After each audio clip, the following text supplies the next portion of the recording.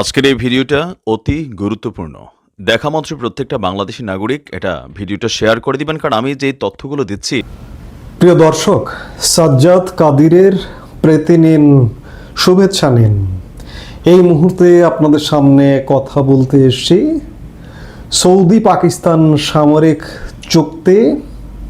এই মুহূর্তে প্রয়োজন ভারত বাংলাদেশ মৈত্রী চুক্তির পুনরুজ্জীবন।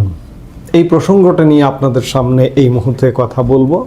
আপনারা ইতিমধ্যেই জানেন যে সৌদি আরব এবং পাকিস্তানের মধ্যে একটা সামরিক চুক্তি স্বাক্ষরিত হয়েছে এবং এই চুক্তির একটি ধারায় বলা হয়েছে যে দু দেশের মধ্যে যে কোনো একটি দেশে তৃতীয় পক্ষ যদি কোনো হামলা করে বা অগ্রাসন চালায় তাহলে প্রত্যেকের উপরে হামলা বা অগ্রাসন বলে গণ্য করা হবে এবং একজন আরেকজনের পক্ষ হয়ে যে কোনো অভিযানে অংশ নিতে পারবে বা প্রতিরোধ করতে পারবে। এই চুক্তিটা হবার ফলে ভারত বিরোধী জনগোষ্ঠীর মধ্যে একটা খুশির ভাব, একটা উচ্ছ্বাসের ভাব দেখা যাচ্ছে। এবং এই চুক্তিটা কেন হচ্ছে, কি কারণে হয়েছে, সৌদি আরবের সঙ্গে ভারতের চমৎকার সম্পর্ক আমি গতকালকের ভিডিওতে বলেছিলাম। সেই জায়গায় পাকিস্তানকে ডেকে নিয়ে সৌদি আরব এমন চুক্তি করছে কেন? এখানে মার্কিন সাম্রাজ্যবাদী একটা ব্যাপার অবশ্যই আছে। এখন প্রশ্ন হচ্ছে যে এই চুক্তিটা হবার ফলে বাংলাদেশের কি প্রভাব? বাংলাদেশেও এর দারুণ প্রভাব। বাংলাদেশের সরকারের মন্ত্রীর পদমর্যাদার একজন উপদেষ্টা পর্যন্ত যে উচ্ছ্বাস প্রকাশ করেছে, গতকালকে আমরা দেখলাম যে ফেসবুকে পোস্ট দিয়ে বাংলাদেশের আইন, বিচার ও সংসদ বিষয়ক উপদেষ্টা আসিফ নজরুল গতকাল ফেসবুকে পোস্ট দিয়েছেন যে পাকিস্তানের সাথে সামরিক চুক্তি হয়ে গেছে সৌদি আরবের। মানে কি না কি হয়ে গেছে। পাকিস্তানের এমন একটা চুক্তিতে খুশি হচ্ছেন বাংলাদেশ সরকারের একজন উপদেষ্টা। এ যেন তার খুশি দেখে মনে হচ্ছে যেন বাংলাদেশের সাথেই সৌদি আরবের চুক্তি হয়ে গেল। অর্থাৎ বাংলাদেশেও যদি কোনো ধরনের অগ্রাসন হয়, সৌদি আরব এসে যেন বাংলাদেশের পক্ষে হাল ধরবে। বিষয়টা এমন। আসিফ নজরুল তার ফেসবুক পোস্টে লিখেছেন, সৌদি আরবের সাথে পাকিস্তানের প্রতিরক্ষা চুক্তি সই হয়েছে। এখন থেকে সৌদি আরব বা পাকিস্তান আক্রান্ত হলে সেটাকে দুই দেশ নিজেদের ওপর আগ্রাসন হিসেবে দেখবে, দুই দেশ একসঙ্গে হামলারও জবাব দেবে। আলহামদুলিল্লাহ, আসলে এমন চুক্তি সম্পাদন করা ছাড়া মুসলিম দেশগুলোর আর কোনো উপায় নেই। এখানেও মুসলমানিত্বের, মুসলিমের একটা অপব্যবহার করবার প্রচেষ্টা আসিফ নজরুলের পোস্টে। এই যে ইসরায়েল যে গাজায় একদম ম্যাসাকার করে দিয়েছে, একদম শেষ করে দিয়েছে, মাটির সাথে মিশিয়ে দিয়েছে, মুসলিম বিশ্ব কোথায়, মুসলিম দেশ কোথায়? তখন কথা আসে না। আজকে ভারতের এবং বাংলাদেশ সরকারের, বাংলাদেশের কোন সরকার? শেখ হাসিনা সরকারের এই মুহূর্তে একদম জরুরি হয়ে গেছে যে 1972 সালে বাংলাদেশের মুক্তিযুদ্ধের 3 মাসের মধ্যে 72 সালের বাংলাদেশ ভারত যে মৈত্রী চুক্তিটা হয়েছিল, সেই চুক্তিটা পুনরুজ্জীবন করা একটা জরুরি হয়ে গেছে।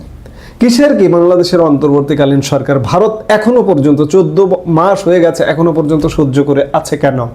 বাংলাদেশে ভারত বিরোধী চর্চা হচ্ছে, ভারতের বিরুদ্ধে নানা রকম ষড়যন্ত্র হচ্ছে, ভারতে আক্রমণ করবার কথা পর্যন্ত বলা হচ্ছে, অথচ ভারত এখনো দেখছে। দেখার সময় নেই। যদি দেখতে থাকেন এভাবে তাহলে ক্ষতিগ্রস্ত হবেন। আমি সেই আজ থেকে প্রায় 52 বছর আগের মৈত্রী চুক্তির কথা নতুন করে বলছি। 72 সালে বাংলাদেশের সাথে 25 বছর মেয়াদি যে চুক্তিটা হয়েছিল, এটি ভারত বাংলাদেশের দু দেশের সাংস্কৃতিক, প্রতিরক্ষা, অর্থনীতির একটা অনন্য দলিল ছিল। এটি 1971 সালের 9ই আগস্ট রাশিয়া এবং ভারতের মধ্যে একটা মৈত্রী চুক্তি হয়েছিল। দু দেশের নিরাপত্তা, সুরক্ষা, বাংলাদেশের স্বাধীনতা যুদ্ধে সহযোগিতা দেওয়ার ব্যাপারে এরকম একটা চুক্তি হয়েছিল। সেই চুক্তির ধারাবাহিকতায়, সেই চুক্তির আলোকে বাংলাদেশ ভারত মৈত্রী চুক্তি হয়েছিল এবং অনন্য অসাধারণ একটি চুক্তি, নিকট প্রতিবেশী দুটো দেশের একসাথে চলবার। কোনো এক অদৃশ্য কারণে 25 বছর পরে যখন এটির মেয়াদ শেষ হয় 1997 সালে, চুক্তিটি আর রিনিউ হয়নি। কিন্তু এখনো রিনিউ করবার সুযোগ আছে। বাংলাদেশের স্বার্থে, ভারতের স্বার্থে, ভারত যদি বাঁচতে চায় এই চুক্তিটা নবায়ন করা উচিত এখনো। এবং কিভাবে? আমি বললাম যে এই যে অন্তর্বর্তীকালীন সরকার, এই সরকারকে ভারতের বৈধতা দেওয়ার কোনো কারণ নেই। বাংলাদেশের প্রধানমন্ত্রী, বৈধ প্রধানমন্ত্রী, যিনি বাংলাদেশ থেকে পদত্যাগ করেননি, পদত্যাগ না করে তিনি ভারতে অবস্থান করছেন এবং সেই সরকারের বেশিরভাগ লোক ভারতে অবস্থান করছেন এবং বিশ্বের বিভিন্ন দেশে আছেন। তাদের নিয়ে ভারত ইমিডিয়েট এই বাংলাদেশ ভারত মৈত্রী চুক্তিটা নবায়ন করা ভারতের স্বার্থে প্রয়োজন, এমনকি বাংলাদেশের স্বার্থেও প্রয়োজন। ভারত বিশ্বব্যাপী জনমত গড়ে তুলতে পারে এখন ভারতের সুরক্ষার জন্য, ভারতের অনেকগুলো রাজ্যের সুরক্ষার জন্য, যে বাংলাদেশে একটি অবৈধ দখলদার সরকার একটি নির্বাচিত প্রতিষ্ঠিত সরকারকে দখল করে বানচাল করে দিয়েছে একটা নির্বাচিত সরকারকে। সেই সরকারকে নিয়ে ভারত এখন কাজে লাগাতে পারে, ভারতের কাছে সেই অস্ত্র আছে। আমরা একটু দেখে নেই এই যে অনন্য চুক্তিটা, বাংলাদেশ ভারত যে মৈত্রী চুক্তিটা ছিল, এই চুক্তিটা কেমন ছিল। এই চুক্তিটা এক কথায় অসাধারণ। এই চুক্তি নিয়ে বাংলাদেশে অনেক নেতিবাচক চর্চা হয়েছে, নেগেটিভ কথাবার্তা বলা হয়েছে। এই চুক্তি বাংলাদেশকে বিক্রি করে দেওয়ার চুক্তি হয়েছে, বাংলাদেশের ভারতের সাথে একটা গোলামি চুক্তি, এরকম বাংলাদেশের স্বাধীনতা বিরোধী, মুক্তিযুদ্ধ বিরোধী এবং ভারত বিরোধী জনগোষ্ঠী দীর্ঘদিন যাবৎ এই অপপ্রচার চালিয়েছে।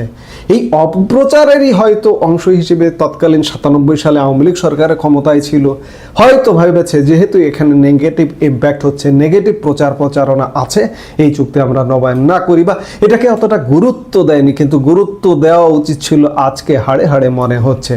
এই চুক্তির গুরুত্বপূর্ণ দিকগুলো ছিল যে 1971 সালে বাংলাদেশ পাকিস্তান রক্তক্ষয়ী মুক্তিযুদ্ধে বাংলাদেশকে ভারতের সহযোগিতা এবং দুই দেশের সম্পর্কের চূড়ান্ত স্বীকৃতি হিসেবে ভারত বাংলাদেশ মৈত্রী চুক্তি স্বাক্ষরিত হয়।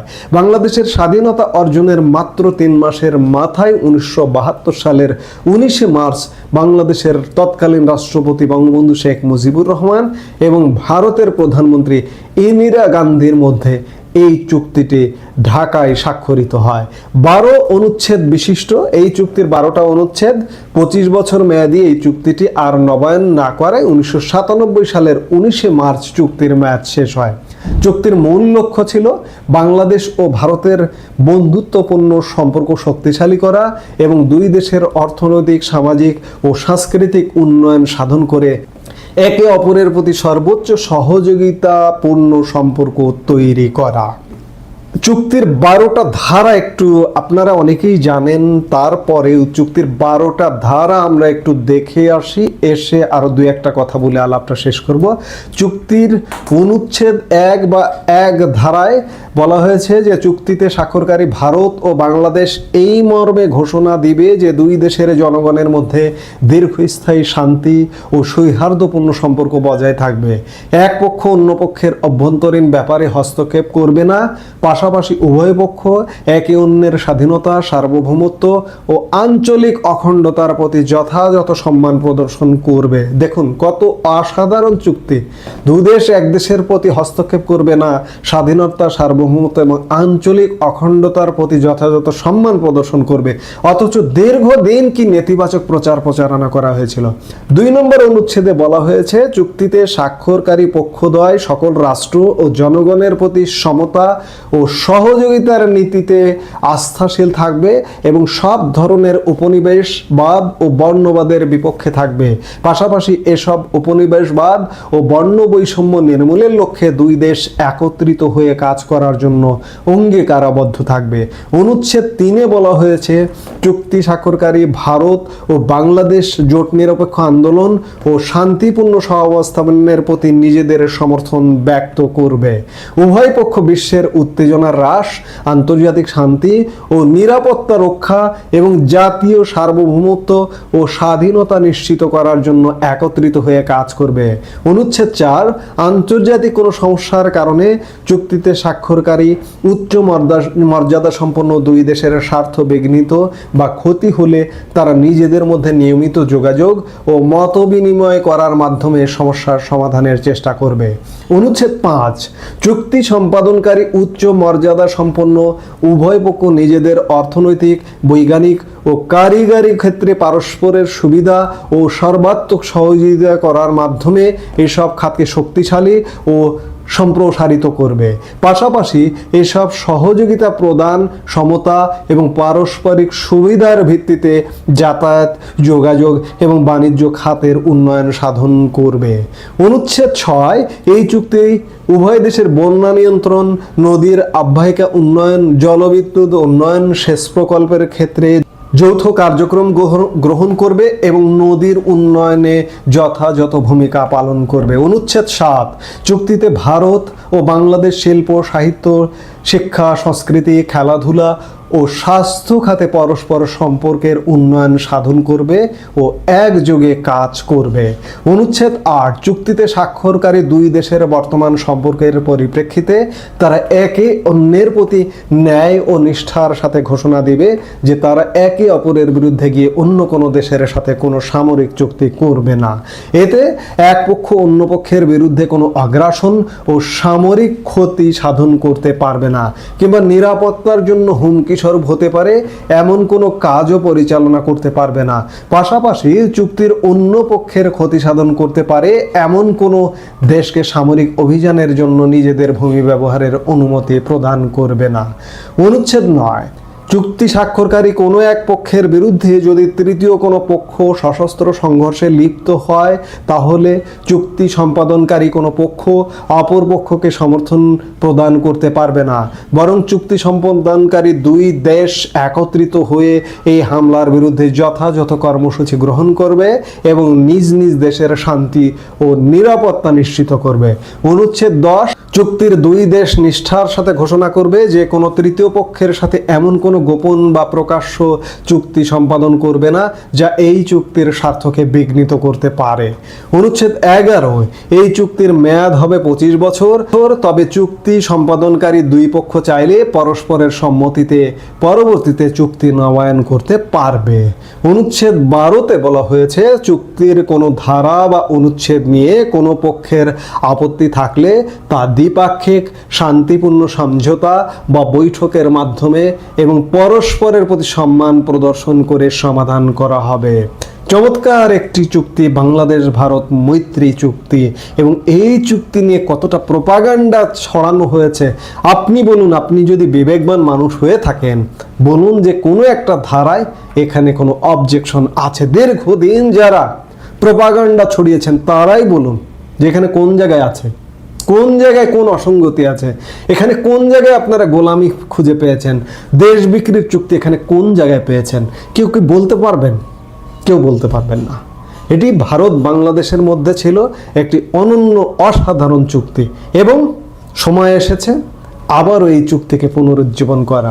অনুচ্ছেদ 8 এবং 9 খুব গুরুত্বপূর্ণ দুটো ধারা, যে ধারাগুলোতে বলা হয়েছে যে 8 নম্বর ধারায় বলা হয়েছে যে এক দেশ আর এক দেশের বিপক্ষে তৃতীয় কোনো দেশের সাথে সামরিক চুক্তি করবে না। এতে এক পক্ষ অন্য পক্ষের বিরুদ্ধে কোনো আগ্রাসন ও সামরিক ক্ষতি সাধন করতে পারবে না, কিন্তু নিরাপত্তার জন্য হুমকি স্বরূপ হতে পারে এমন কোনো কাজও পরিচালনা করতে পারবে না। পাশাপাশি চুক্তির অন্য পক্ষের ক্ষতি সাধন করতে পারে এমন কোনো দেশকে সামরিক অভিযানের জন্য নিজেদের ভূমি ব্যবহারের অনুমতি প্রদান করবে না। এবং 9 নম্বর অনুচ্ছেদে একই সাথে বলা হয়েছে যে যদি কোনো তৃতীয় দেশ কোনো একটা দেশের মধ্যে হামলা করে বা কোনো একটা কর্মসূচি নেয় তাহলে দু দেশ একসাথে ব্যবস্থা নিতে পারবে। আজকের প্রেক্ষাপটে এই চুক্তিটা নবায়ন করা একদম জরুরি এবং ভারত সরকারের এই মুহূর্তে শেখ হাসিনা প্রধানমন্ত্রী বাংলাদেশের, যিনি বাংলাদেশের পরিবর্তিত পরিস্থিতিতে গত বছরের অগাস্ট মাসে পদত্যাগ করে চলে যেতে পারেননি, সেই প্রধানমন্ত্রীকে এখন স্বীকৃতি দিয়ে ভারতের উচিত এই চুক্তিটি নবায়ন করা, নইলে ভারতও বাঁচতে পারবে না।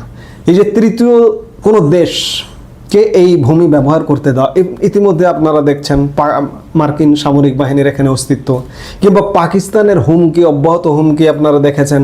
কিছুদিন আগে পাকিস্তানের সেনাপ্রধান আসিম মুনির মার্কিন যুক্তরাষ্ট্র থেকে বলেছেন, কিংবা পাকিস্তান আইএসপিআর প্রধান ব্রিটিশ গণমাধ্যমে সাক্ষাৎকারে বলেছেন যে পূর্ব সীমান্ত দিয়ে এবার ভারতকে অ্যাটাক করা হবে। আজকে যদি এই মৈত্রী চুক্তিটা থাকতো তাহলে বাংলাদেশকে এইভাবে ব্যবহার করার কোনো সুযোগ ছিল না। থাকতো বলে এখন 97 সালে চুক্তির মেয়াদ শেষ হয়েছে, 28 বছর হয়ে গেছে। 28 বছর পরে এখন চাইলে এই চুক্তিটা আবার পুনরুজ্জীবন করা যেতে পারে বা করা উচিত। এই করতে হলে যেটি করতে হবে, এই যে বর্তমানে যে বাংলাদেশে একটা সরকার, আমি শুরুতে যেটি বললাম যে এই সরকারটাকে ভারত সরকারের তরফ থেকে অবৈধ সরকার ঘোষণা দেওয়া এবং এটাকে স্বীকৃতি না দেওয়া, স্বীকৃতি দেয়নি এখন পর্যন্ত, 1 বছরের বেশি 14 মাস হয়ে গেছে। ভারত আসলে যথাযথভাবে এই সরকারকে স্বীকৃতি দেয়নি। এই সরকারকে একদম অস্বীকার করা এবং আওয়ামী লীগ সরকারকে স্বীকার করে নিয়ে আওয়ামী লীগ সরকারের সাথে এই মৈত্রী চুক্তিটি পুনরুজ্জীবন করার সময় এসেছে।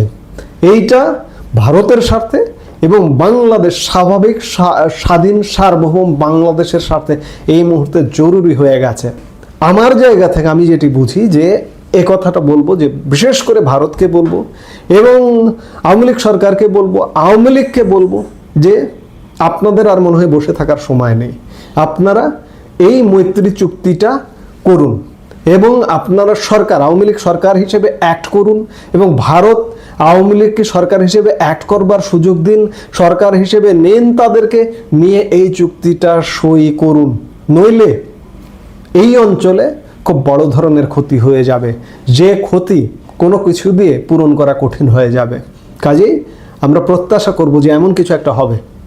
এই মুহূর্তে এ পর্যন্তই। সবাই ভালো থাকুন, সুস্থ থাকুন।